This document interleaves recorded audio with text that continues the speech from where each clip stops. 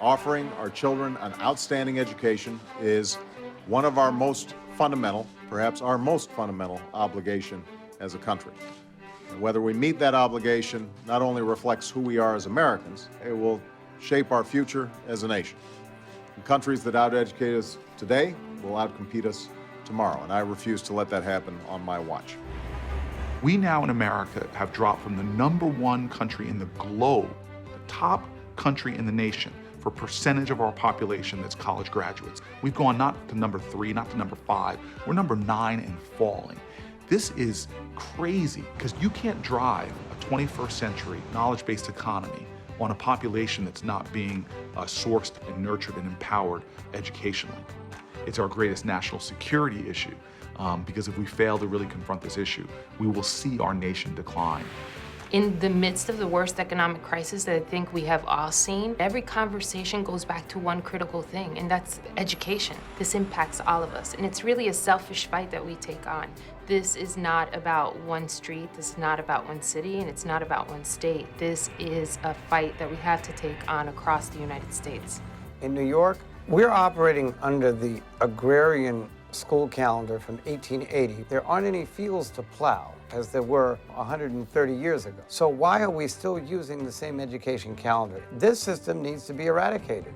I think it was Albert Einstein who once said doing the same thing over and over again and thinking that you're going to get a different result is insanity. Well, we can no longer afford to operate insanity in this country. About 55% of the schools in the city of Cleveland right now are either an academic emergency or academic watch. That is unacceptable. It is immoral. For Indianapolis public schools, we were known nationally as having some of the worst dropout factories. So, we have a big challenge because we have a huge gap, and the things that we're doing right now are not filling that gap quickly enough. So we have to really focus on teacher quality. We have to focus on holding our schools accountable. We have to get everyone pulling in the same direction. It's a crisis, and we need to recognize it for what it is. She has straight A's, and she needs to stay on that track. We've come to a moment in time in our history, in this nation, and certainly in Denver, Colorado, where we can no longer do the same thing over and over again and expect our children to meet the grade necessary in order to compete. How you doing? Welcome to school. We've got to do radical things. We've got to make sure we're very intentional about bringing quality programs in there. Public education is the fundamental building block of democracy, and so people passionately care about how their children are educated. To make change within that system is inherently difficult. You have powers in place and people in power that have been around for a long time and are comfortable in the way things are. Some of those things are great, some of them work well, some of them don't. We know that all kids don't have access to opportunity. And so a Democrat who believes in education reform is somebody that's willing to say, we can do it better, and it's okay that we do things differently. It's hard to do it, but it's imperative that we take the effort and make sure that it happens. So this is gonna be how we line up. We're gonna be called by our tables. And when your whole table is... Now, it's clear that doing the same old things will not get the job done for our kids. So when I took office, I asked Arne Duncan to work with states and local school districts to take on business as usual in our education system. And that's how the Race to the Top competition was born last July. It's a national competition among states to improve our schools. The race to the top really raised the eyebrows of a lot of Democrats that couldn't believe that President Obama would be with this. But he had a Secretary of Education, Arne Duncan, who was a spectacular educator and a real creative thinker. President Obama's leadership on education reform issues are critical because it brings legitimacy to the work that progressive education reformers are doing. It used to be heretical for a Democrat to talk about charter schools and to talk about school choice. And most people don't realize President Obama was a trailblazer on this issue long before he actually became President of the United States. He served on the board of a charter school. Charter schools were initially a progressive idea. It was then grabbed by groups who didn't share our values. And their principles were to defund public education. And that became the predominant theme in education reform. DFER changed the conversation and changed it in a way where people saw that you could have a talk about education reform that wasn't anti-public school, but pro-public school and pro-public education. Giovanni is definitely being a star, and I really like how Giovanni's standing up straight. Well, you guys, I think you definitely have shown me that you know how to do on your mark. The biggest variable that makes the greatest impact is a teacher. It is where we all come from. Before there were presidents of the United States and senators and you and I, there were teachers who molded us into the next generation. And so I'm recognizing that we have to kind of take a look back at the profession, create a system that evaluates, respects, supports, and nurtures, and that at the end of the day, when we do that, our students are the ones that win. If you have teacher evaluation with kind of high stakes evaluation and you don't provide support, then it's punitive.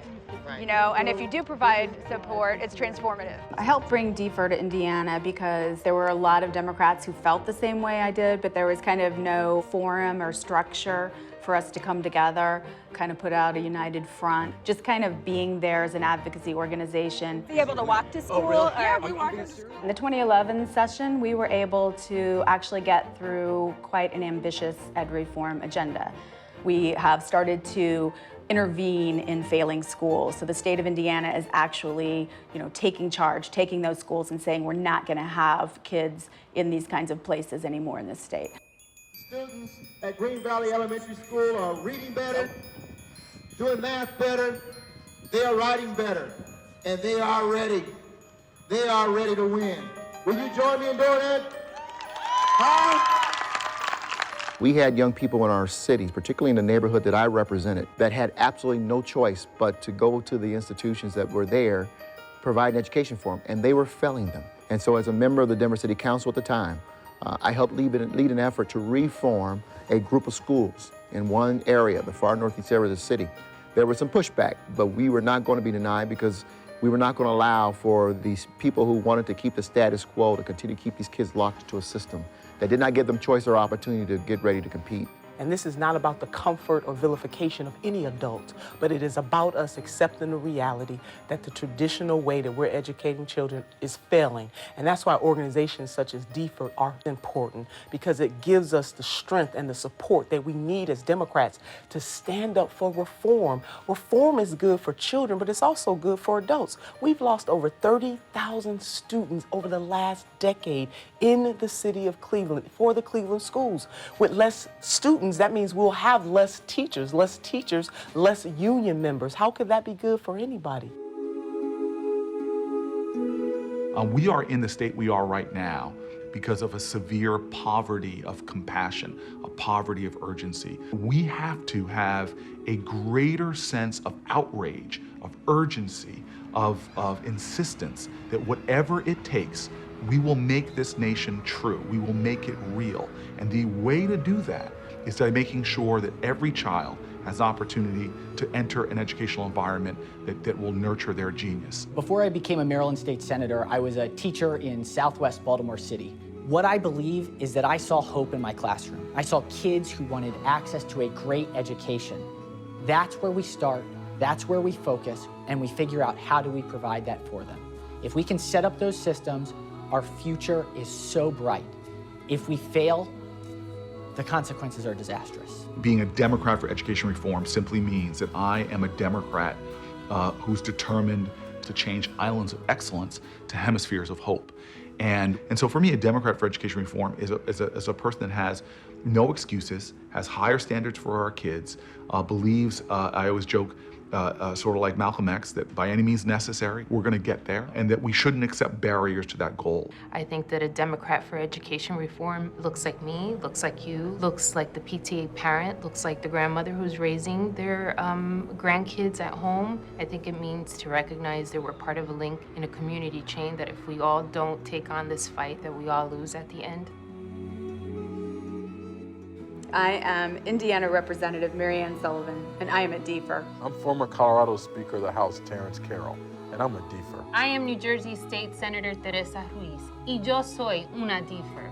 I'm Michael Hancock, Mayor of the great city of Denver, Colorado, and I'm a DFER. I'm Maryland State Senator Bill Ferguson, and I am a DFER. I am State Senator Nina Turner, and I am a DFER. I'm David Patterson of New York. I used to be the governor, but I am still a DFER. I'm Mayor Cory Booker, and I am a Democrat for education reform.